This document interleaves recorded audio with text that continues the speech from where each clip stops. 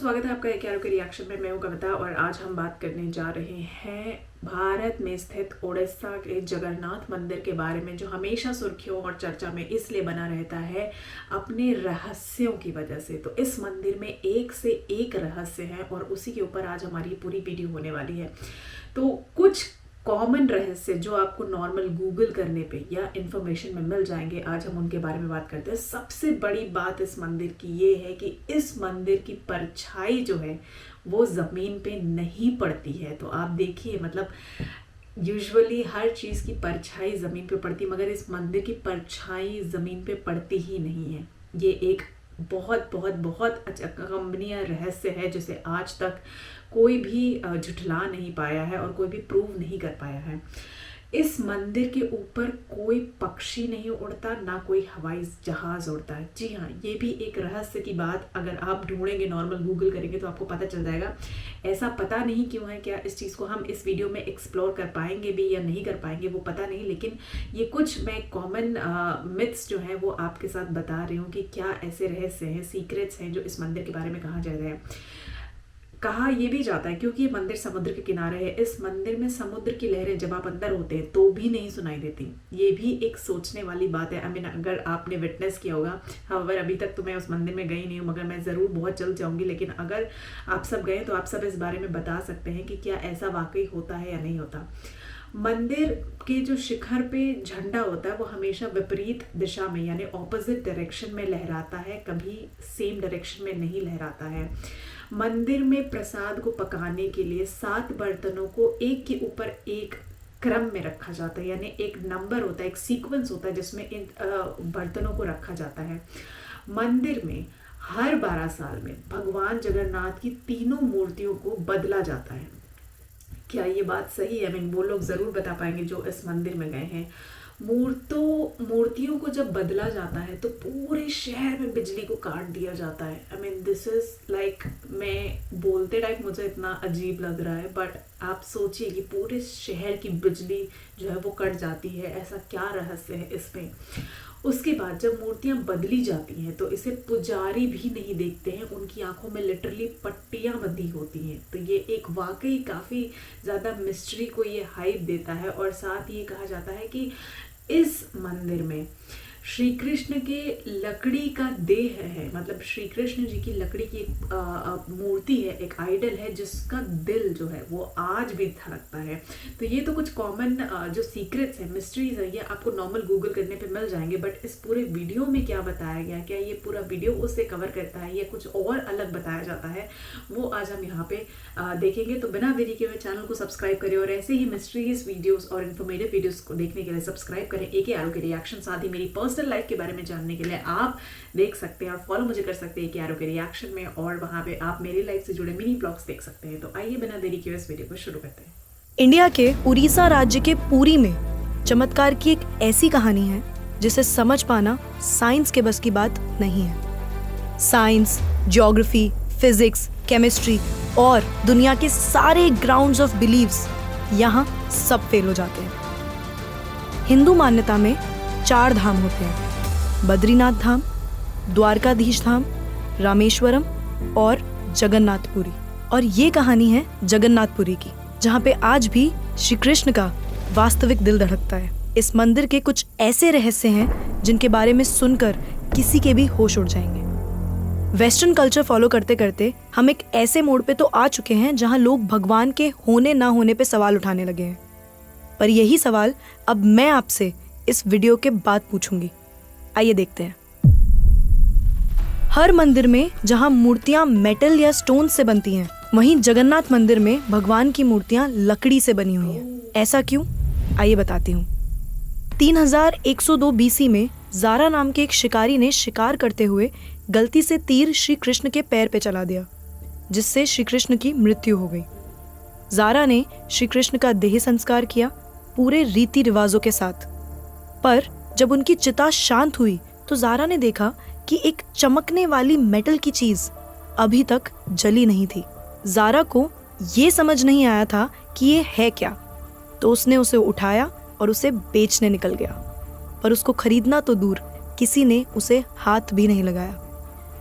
फिर आखिरकार जारा ने हार थक कर उस मेटल की चीज को एक लकड़ी पर रखा और उसे पानी में बहा दिया।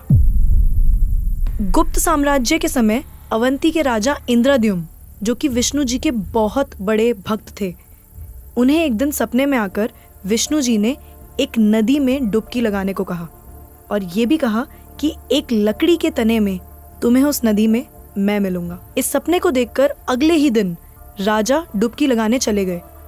डुबकी लगाते वक्त राजा को नदी में थोड़ी ही दूर एक लकड़ी का तना भी दिखा। बिना देर किए राजा तने तक पहुंचे और उस तने को महल में ले आए। फिर राजा ने कुछ बहुत नामी काश्तकारों को बुलाया, पर उनमें से कोई भी उस लकड़ी से एक मूर्ति नहीं बना पाया। कई दिन बीत जाने के बाद एक काश्तकार महल में आया और उसने राजा से कहा कि ये मूर्ति मैं बनाऊंगा, पर मेरी एक शर्त है। राजा ने काश्तकार से उसकी शर्त पूछी, क्योंकि राजा किसी भी शर्त को मानने के लिए तैयार थे। तो काश्तकार ने कहा कि ये मूर्ति बनाने के लिए मुझे पूरे 21 दिन का समय चाहिए और मैं चाहता हूँ कि 21 दिन से पहले ना तो कोई मुझसे बात करे, ना मिले और ना ही मेरे किसी भी काम में विलंब डाले। राजा ने खुशी खुशी ये शर्त मंजूर कर ली। मूर्ति बनाने का काम शुरू हुआ। रोज मूर्ति बनने की आवाजें भी आती थी, पर धीरे धीरे वो आवाजें बंद हो गई। अवंती की रानी को लगा कि शायद भूख प्यास से काश्तकार मर चुका है, इसीलिए उन्होंने जहां मूर्ति का काम चल रहा था उस कमरे के दरवाजे को खुलवाने की जिद की और राजा को उनकी बात माननी पड़ी। जैसे ही दरवाजा खुला तो उन्होंने ये देखा कि वहां कोई काश्तकार था ही नहीं। सिर्फ और सिर्फ 3 मूर्तियां थी, भगवान जगन्नाथ, उनके भाई बालभद्र और उनकी बहन सुभद्रा। और उसी जगन्नाथ जी की मूर्ति में वो मेटल वाली चीज भी रखी गई थी, जो कि कुछ और नहीं, श्री कृष्ण का धड़कता हुआ दिल था। ये कोई नॉर्मल ह्यूमन हार्ट नहीं है, ये एंशिएंट एडवांस टेक्नोलॉजी का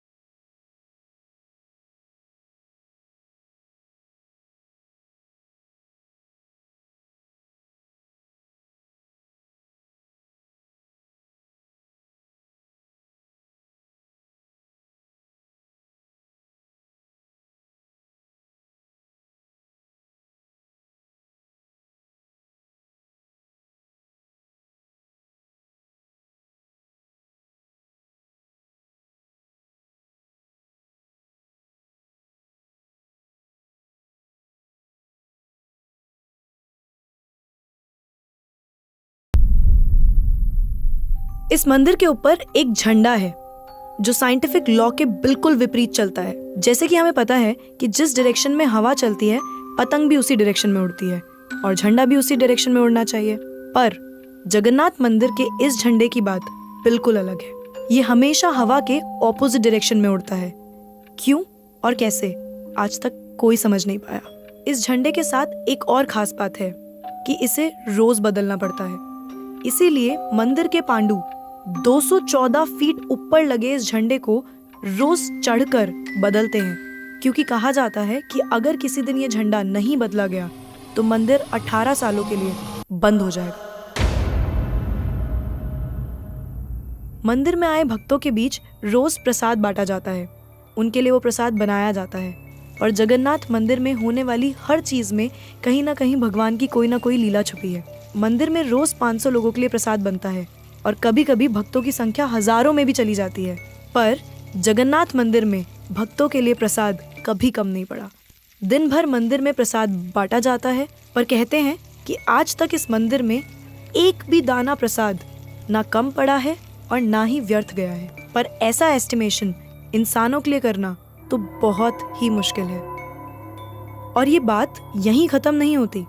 प्रसाद बटने की मिस्ट्री तो है ही, उससे बड़ी मिस्ट्री है प्रसाद बनाने की। लकड़ी की आग पे 7 मिट्टी के बर्तनों को एक के ऊपर एक रखकर प्रसाद बनाया जाता है। साइंस और लॉजिक्स कहते हैं कि सबसे पहले सबसे नीचे वाले बर्तन का प्रसाद पकना चाहिए, पर पुरी के जगन्नाथ मंदिर में साइंस और लॉजिक्स नहीं चलते। इन 7 बर्तनों में सबसे पहले सबसे ऊपर रखे जाने वाले बर्तन का प्रसाद पकता है, फिर उससे नीचे वाले बर्तन का, और ऐसे ही सबसे नीचे रखे बर्तन का प्रसाद सबसे आखिरी में पक के तैयार होता है। हाँ, मुझे पता है आपको भी अभी कुछ नहीं समझ आ रहा होगा। इसे आज तक कोई नहीं समझ पाया। इस मंदिर की खूबसूरती शब्दों में नहीं बताई जा सकती। इतना बड़ा मंदिर इतने सालों पहले बिना किसी टेक्नोलॉजी के कैसे बनाया होगा? पर क्या आपको पता है 214 फीट के इस मंदिर की डोम की परछाई आज तक कभी बनी ही नहीं। Are you shocked?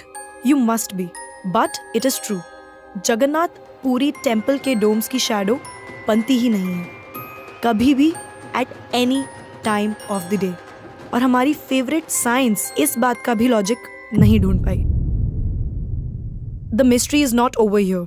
जैसा कि हमें पता है कि कुछ buildings, architectures and areas no fly zones होते हैं, मतलब वहाँ ड्रोन्स, एयरप्लेन्स या कोई भी मैन मेड फ्लाइंग ऑब्जेक्ट पहुंचाने की या उड़ाने की परमिशन नहीं है।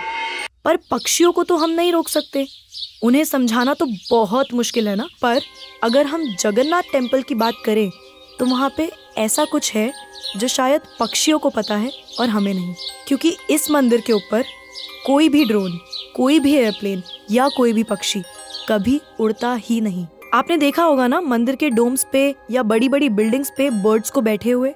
कभी जगन्नाथ पुरी जाएंगे तो देखिएगा that birds don't rest on the roof of Jagannath temple. आप कभी भी किसी भी पक्षी को जगन्नाथ टेम्पल की छत पे या उसके डोम्स पे बैठा हुआ नहीं देखेंगे। पर कंफ्यूज करने वाली बात ये है कि कैसे एक बेजुबान पक्षी ये जानता है कि इस मंदिर के ऊपर से उड़कर नहीं जाना। All of these things sound so exciting, right? अगर आपको ये कहानी जानने में और सुनने में मजा आ रहा है और आप ऐसी ही नई नई चीजें और कहानियां जानना चाहते हो तो नेकेड ट्रुथ को सब्सक्राइब करना मत भूलना। हम आपके लिए बार बार कुछ नया लाते रहेंगे।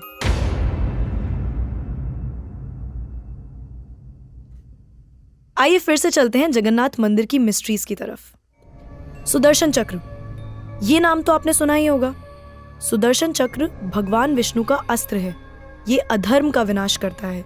जगन्नाथ मंदिर के टॉप पे एक सुदर्शन चक्र है और उसे आप जिस भी डायरेक्शन से देखोगे उसकी फेसिंग आप ही की तरफ होगी। भगवान जगन्नाथ, जिनके नाम का मतलब ही जगत के नाथ हैं, इनके मंदिर में लाखों श्रद्धालु अपनी आस्था और प्यार भगवान के लिए लेकर आते हैं। पर इस मंदिर में सिर्फ हिंदुओं को दर्शन करने की अनुमति है।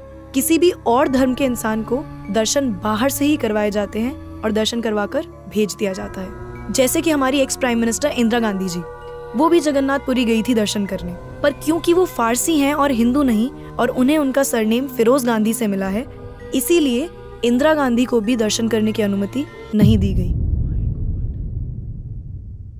सिर्फ यही नहीं, 2005 में थाईलैंड की प्रिंसेस महाचक्री सिंधोन को भी जगन्नाथपुरी टेम्पल में एंट्री नहीं दी गई थी, क्योंकि यहाँ फॉरेनर्स अलाउड नहीं है। उनके लिए अरेंजमेंट्स की गई थी और दर्शन बाहर से ही करवाए गए। 12वीं सदी से बने हुए इस मंदिर को स्विट्जरलैंड की एक महिला ने 1,78,00,000 रुपए का चढ़ावा भी चढ़ाया। ये मंदिर में चढ़ाया गया अभी तक का सबसे बड़ा चढ़ावा है। पर फिर भी क्योंकि वो हिंदू नहीं है, दर्शन उन्हें भी बाहर से ही करने पड़े। हमारे ही धर्म की इतनी सारी बातें हैं जिसके बारे में हमें कुछ पता ही नहीं। हम आंखें बंद करके किसी भी कल्चर को, किसी भी ट्रेंड को फॉलो करते जा रहे हैं। हम भूल गए हैं कि हम एक ऐसे धर्म से जुड़े हैं जिसने दुनिया में संस्कृति, सभ्यता, परंपरा और संस्कार को हमेशा जिंदा रखा है। ये सनातन धर्म है और अब हमें धर्म को बचाना है। हर साल पुरी में जगन्नाथ जी की रथ यात्रा भी निकलती है।